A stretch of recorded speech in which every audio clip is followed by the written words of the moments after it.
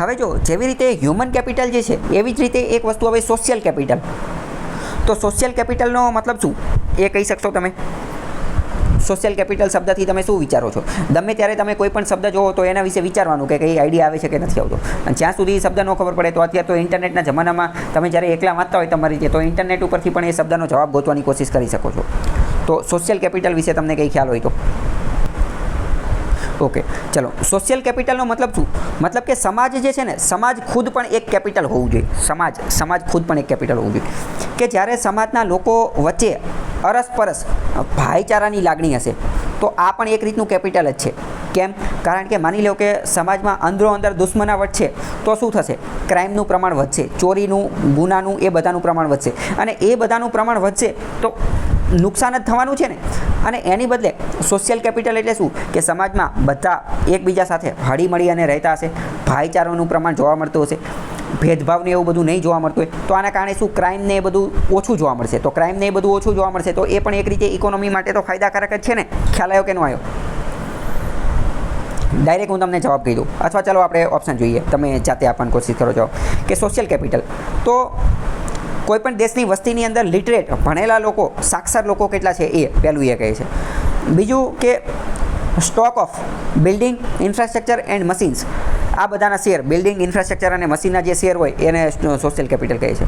ત્રીજું એવું કહે છે કે the size of population in the working age group, જે વસ્તી જે છે એ વસ્તીમાંથી કામ કરવાવાળા લોકો કેટલા છે. અને ચોથું mutual trust and harmony in the society, સમાજની અંદર, સોસાયટીની અંદર મ્યુચ્યુઅલ ટ્રસ્ટ, અરસપરસ વિશ્વાસ કેટલો છે અને હાર્મોની એટલે કે એકબીજા સાથે ભાઈચારો કેટલો છે. તો જવાબ શું આવશે? કયો? ડી જવાબ આવશે. બરાબર, અત્યારે જ આપણે સમજ્યું. તો સોશિયલ કેપિટલ શબ્દ આવે તો પણ તમારે સમજવાનું છે. બરાબર. હવે આપણે ઓપ્શન સી જોયો કે the size of population in the working age group. આની માટે પણ ઇકોનોમીમાં એક શબ્દ છે, એ શું ખ્યાલ છે તમને? એ શબ્દ કયો છે?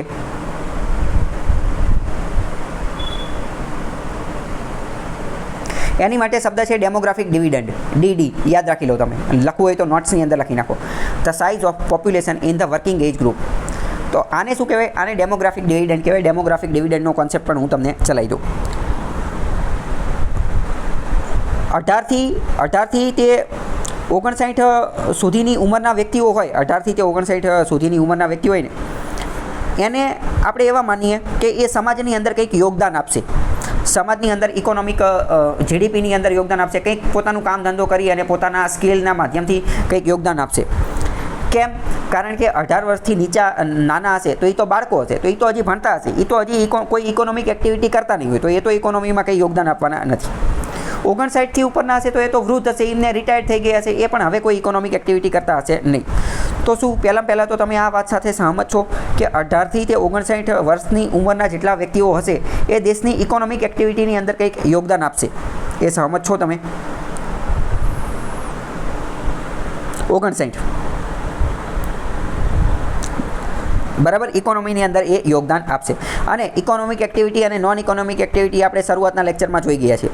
તો મતલબ કે આપણે જો દેશની જીડીપી જે છે, જીડીપી એને આગળ વધારવી હશે તો આ જે કામ કરવાવાળા માણસો જે છે એની સંખ્યા તો વધુ હોવી જોઈએ ને. વર્કિંગ એજ ગ્રુપ જે છે એ જ વધુ હોવું જોઈએ. વર્કિંગ એજ ગ્રુપ જે છે એ વધુ હોવું જોઈએ. તો આની માટે શબ્દ વાપરેલો છે કે ડેમોગ્રાફિક ડિવિડન્ડ. આ શું છે? Demographic dividend. કોઈ પણ દેશે જો આગળ વધવું હશે તો આટલા આ વર્ષના લોકો જે છે એ વધુ હોવા જોઈએ. બીજી વાત કરીએ જાપાનની અંદર અને બીજા અમુક ચલો અહીંયા હું તમને પહેલાં બીજું એક ફેક્ટ કહી દઉં. ભારત એવો દેશ છે કે જેની પાસે ડેમોગ્રાફિક ડિવિડન્ડ સૌથી વધુ છે. ભારત એવો દેશ છે કે જેની પાસે ડેમોગ્રાફિક ડિવિડન્ડ સૌથી વધુ છે. પહેલી વસ્તુ. બીજી વસ્તુ શું? ડેમોગ્રાફિક ડિવિડન્ડ માટે બીજો શબ્દ આપણે એવું વાપરી શકીએ કે યંગ પોપ્યુલેશન. 18થી 59 વર્ષની ઉંમરના જે વ્યક્તિઓ, તો ડેમોગ્રાફિક ડિવિડન્ડનો આપણે બીજો શબ્દ આપણે યંગ પોપ્યુલેશન વાપરી શકીએ. બરાબર. ભારતમાં ડેમોગ્રાફિક ડિવિડન્ડ વધુ છે, યંગ પોપ્યુલેશન વધુ છે, એટલે એવું માનવામાં આવે છે કે ભારતની ઇકોનોમી માટે એ સારી વસ્તુ છે. ડેમોગ્રાફિક ડિવિડન્ડ કોઈ પણ દેશની ઇકોનોમી માટે સારી વસ્તુ છે. અહીંયા હવે બીજી વાત કરીએ તો જાપાનની વાત કરીએ ને, તો જાપાનની અંદર તમને ખ્યાલ હશે કે જાપાનની અંદર સૌથી વધુ આયુષ્ય ધરાવતા લોકો છે. સૌથી વધુ આયુષ્ય જાપાનના લોકો ધરાવે છે. તો એના કારણે શું થયું છે કે જાપાનની અંદર જે છે ને, જાપાનની અંદર એ વૃદ્ધ લોકોની સંખ્યા અત્યારે વધી ગઈ છે. વૃદ્ધ લોકોની સંખ્યા વધી ગઈ છે. હવે તમે વિચારીને કહો, જાપાનમાં વૃદ્ધ લોકોની સંખ્યા વધી ગઈ છે, તો શું અહીંયા ડેમોગ્રાફિક ડિવિડન્ડ વધુ હશે કે ઓછું હશે ભારતની સરખામણીમાં?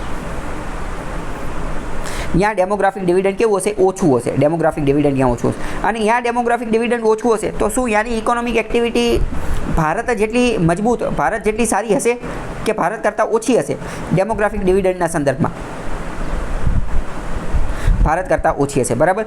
હવે ભારતને એક રીતે ઇમર્જિંગ ઇકોનોમી માનવામાં આવે છે. ભારતને શેરબજારની અંદર રીતે ઘણું બધું રિટર્ન મળતું હોય છે.